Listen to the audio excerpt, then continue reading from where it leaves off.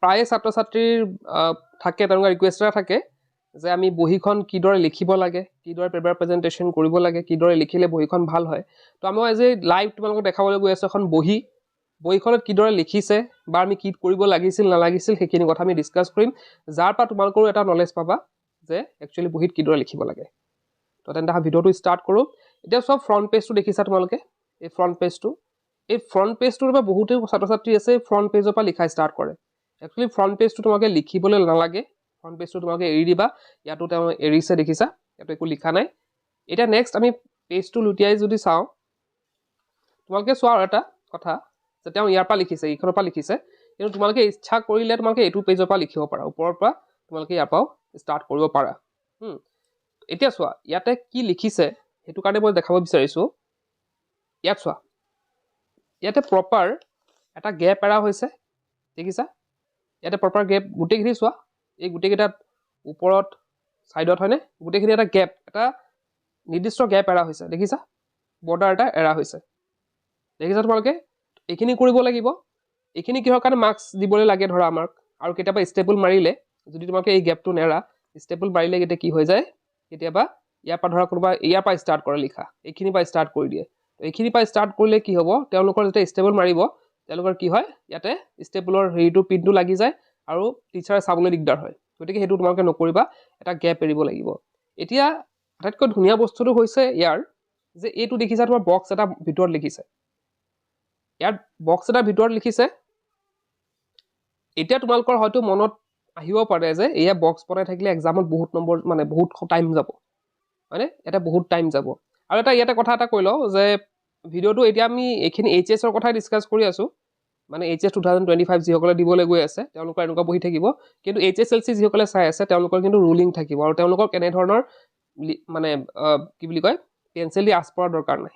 তেওঁলোকৰ ডাইৰেক্ট বহিত থাকিব। কিন্তু মেথছৰ এক্সামত সেইটো ফ'ল' কৰিব পাৰে তেওঁলোকে, তথাপি চাই যোৱাটো ভাল। আৰু বেলেগ বেলেগ কথা ডিছকাছ কৰিম, গতিকে HSLC ষ্টুডেণ্ট যদি চাই আছে তেওঁলোকেও গোটেই ভিডিঅ'টো চোৱাটো ভাল। তো এতিয়া চোৱা ইয়াতে কি কৰিছে, বক্স এটা বনাই লৈছে দেখিছা, বক্স এটা বনাই লৈছে।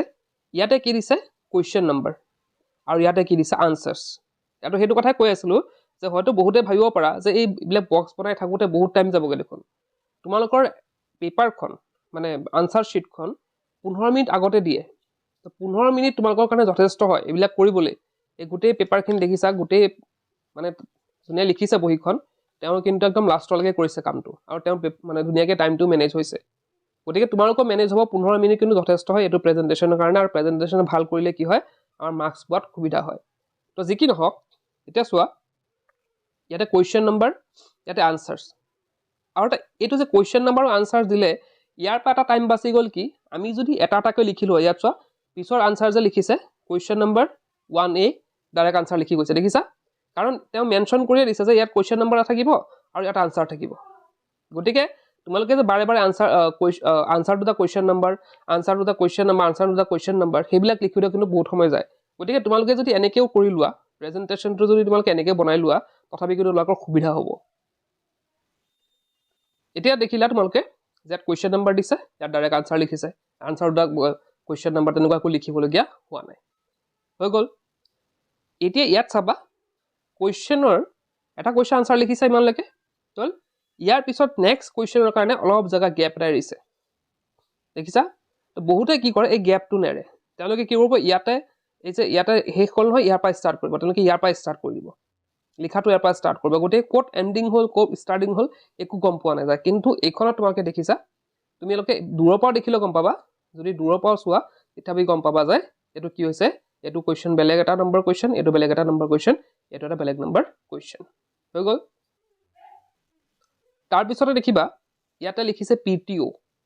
হয়নে, ইয়াতে লিখিছে PTO। তো তোমালোকে PTOৰ জেগাত তোমালোকে এনেকৈ কাৰ চিনেলডাল দিলে, এনেকৈ কাৰ চিনেলডাল দিলে বেছি ভাল হয়। এনেকৈ PTOৰ জেগাত তোমালোকে এনেকৈ এৰো এডাল দিবা, তেতিয়া বেছি ভাল হ'ব বাৰু। তো আমি নেক্সট পেজবিলাকতো চাওঁ, নেক্সট পেজবিলাকো তেনেকেই আছে। ইয়াত চোৱা হেণ্ড ৰাইটিঙৰ ক্ষেত্ৰত বহুতে মানে অলপ কয় যে হেণ্ড ৰাইটিং মোৰ বেয়া, এক্সামত মাৰ্কছ কাটিব নেকি। ইয়াত চোৱা হেণ্ড ৰাইটিং কিন্তু বহুত ভাল নহয়, তোমালোকে দেখিছা হেণ্ড ৰাইটিং যে বহুত ভাল তেনেকুৱা নহয়, এটা এভাৰেজ হেণ্ড ৰাইটিং। কিন্তু ইয়াত লিখাৰ যোনটো দেখিছা টেকনিক যোনটো ইউজ কৰিছে লিখাৰ, গ্যাপ দিয়া নিৰ্দিষ্ট গ্যাপ এটা আছে দেখিছা প্ৰত্যেক লাইনতে কি আছে এটা নিৰ্দিষ্ট গ্যাপ এটা আছে দেখিছানে আৰু অৰ্গানাইজ ভাবে লিখিছে কাৰণে কি হৈছে তেওঁ আখৰ বেয়া নে ভাল আমাৰ চকুত পৰা নাই আমাৰ চকুত কি পৰিছে যে তেওঁ ধুনীয়াকৈ লিখিছে সেইটো চকুত পৰিছে আৰু বাকিটো কুৱেশ্যন আনসাৰ চাবই বাৰু এইখিনি চোৱা নোটিছখন লিখিছে যদি ভিতৰত এটা বক্স বনাই দিছে ধুনীয়াকৈ নেক্সট আমি চাওঁ এতিয়া নেক্সট পেজত যদি আমি চাওঁ ইয়াতে চোৱা আমি যোনবিলাক আৰ্টিকেল হওক আমাৰ এছে হওক বা আমাৰ ৰিপৰ্ট ৰাইটিং হওক তো প্ৰত্যেকটা পেজতে ইয়াতে চোৱা এইটো সব ফ্ৰেছ পেজত ষ্টাৰ্ট নোটিছখন লিখিছে এটা ফ্ৰেছ পেজত লিখিছে মানে ওপৰত তল একো লিখা নাই নেক্সট আছে ইয়াত চোৱা এখন আৰ্টিকেল লিখিছে আৰ্টিকেলত চোৱা দ্য ৱৰ্ল্ড এনভাইৰনমেণ্ট ডে তো ইয়াতে সৰি এইটো ৰিপৰ্ট লিখিছে তো ৰিপৰ্টখনো চোৱা ফ্ৰেছ পেজৰ পৰা ষ্টাৰ্ট কৰিছে আৰু ইয়াতে চোৱা দেখিছা দুটা পেজতে শেষ কৰিছে তো দুটা পেজত আকৌ বেছিও লাগিব পাৰে এইটো প্ৰব্লেম নাই কিন্তু ফ্ৰেছ পেজৰ পৰা ষ্টাৰ্ট কৰিছে আৰু ফ্ৰেছ পেজত শেষ কৰিছে ইয়াত কোনো তলে ওপৰে একো লিখা নাই সেইটো কথা তোমালোকে কিন্তু মেইনটেইন কৰি চলিব লাগিব তো ইয়াতো চোৱা তোমালোকে দেখিছা তো এইখিনিও তোমালোকে চাব পাৰিছা তো এইখিনিও তেনেকৈ ফ্ৰেছ পেজৰ পৰা ষ্টাৰ্ট কৰিছে ফ্ৰেছ পেজতে শেষ কৰিছে আৰু এটা তোমালোকক দেখাওঁ বস্তু এটা যে তোমালোকে যদিহে মানে আৰু অকণ যদি ভাল কৰিব বিচাৰা এইটো চোৱা এই কুৱেশ্যন লিখাৰ পিছতে কি হৈছে এডাল কি দিছে দেখিছা এটা লাইন দি পেলাই কি কৰিছে ক্লোজ কৰিছে মানে এইটো কুৱেশ্যন আনসাৰ লিখা শেষ তো তোমালোকে ইচ্ছা কৰিলে যদি আৰু টাইম থাকে যদি টাইম পোৱা তোমালোকে এটা কুৱেশ্যন লিখাৰ পিছত এইটো দিব পাৰা বা গ্যাপটো থাকিব গ্যাপ থাকিলেও প্ৰব্লেম নাই কিন্তু ভাবা যদি মোৰ প্ৰেজেণ্টেশ্যনটো আৰু ফান কৰোঁ তেতিয়াহ'লে তোমালোকে পেঞ্চিল দি কৰিব লাগিব গোটেইখিনি কাম কিহেদি কৰিব লাগিব পেঞ্চিল দি কৰিব লাগিব পেঞ্চিল দি এডাল আঁচ দিব পাৰা আৰু এটা কথা ইয়াতে দেখাওঁ তোমালোকক যে তোমালোকে বহুত সময় কি হয় ক'ৰবাত মিছ কৰি যোৱা হয়নে ক'ৰবাত কি হৈ যোৱা ক'ৰবাত লিখিবলৈ পাহৰি যোৱা এইখন সেইটো চাবা কুৱেশ্যনটোতে চাবা তোমালোকে এইটো চোৱা ইয়াতে পাহৰিছে এনটো দিবলৈ দেখিছা এনটো চোৱা তো এনটো যে দিব পাহৰিছে এতিয়া সৰুকৈ দিয়া দেখিছা এনে আমি দূৰৰ পৰা যদি চাওঁ চোৱা চকুত পৰা নাই ইমান হয়নে মানে এক্সামিনৰ ইম্প্ৰেশ্যনটো বেয়া নহ'বলৈ আমি যাতে চকুত নপৰে তেনেকৈ আমি লিখিব লাগিব এতিয়া চোৱা আমি যদি ক্ল'জলি চাওঁ চোৱা ইয়াতে এনটো দিছে দেখিছা সৰুকৈ দিছে কোনো ধৰা পৰা নাই যেটো তাৰ মিষ্টেক হৈছিলে নেক্সট চোৱা এইটো চোৱা বাৰ্লিনটো লিখিছে বাৰ্লিনটো সৰুকৈ ইয়াতে দি পেলাই এৰো এডাল দি পেলাই দেখাই দিছে যে ওপৰত মোৰ মিষ্টেক হৈছে ইয়াত মই লিখিছোঁ দেখিছা ইয়াতে তেনেকৈ লাষ্টটো লিখিছে ধৰা তো ইয়াতে জাৰ্মান লিখিছে